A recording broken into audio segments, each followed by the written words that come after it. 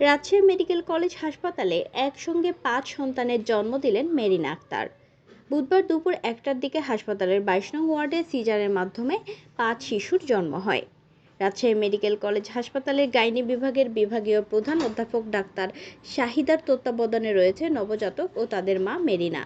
হাসপাতাল সূত্রে জানা গেছে, সদ্যজাত নবজাতক ৫ জন ছেলে সন্তান। বর্তমানে তারা সুস্থ রয়েছেন এবং মাকেও পর্যবেক্ষণে রাখা হয়েছে। এর আগে দুপুর ১২টায় মেরিনাকে প্রসব ব্যথা নিয়ে রাজশাহী মেডিকেল কলেজ হাসপাতালে জরুরি বিভাগে নিয়ে আসেন পরিবারের সদস্যরা।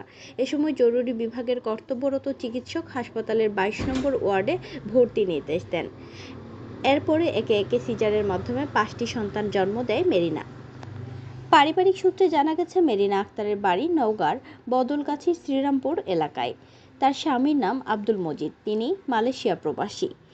এর আগেও মেরিনা ২টি কন্যা সন্তান জন্ম দেয়। একজনের নাম সুমাইয়া, অপরজনের নাম সুরাইয়া।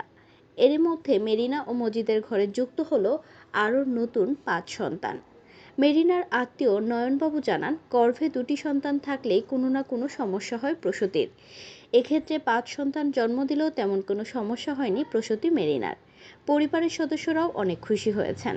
এদিকে মেরিনার ৫ সন্তান জন্ম দেওয়ার খবর ছড়িয়ে পড়লে রাজশাহী মেডিকেল কলেজ হাসপাতালের অন্যান্য ওয়ার্ড থেকেও রোগীর স্বজনরা ভিড় করেছেন এক নজর দেখার জন্য সেই নবজাতককে।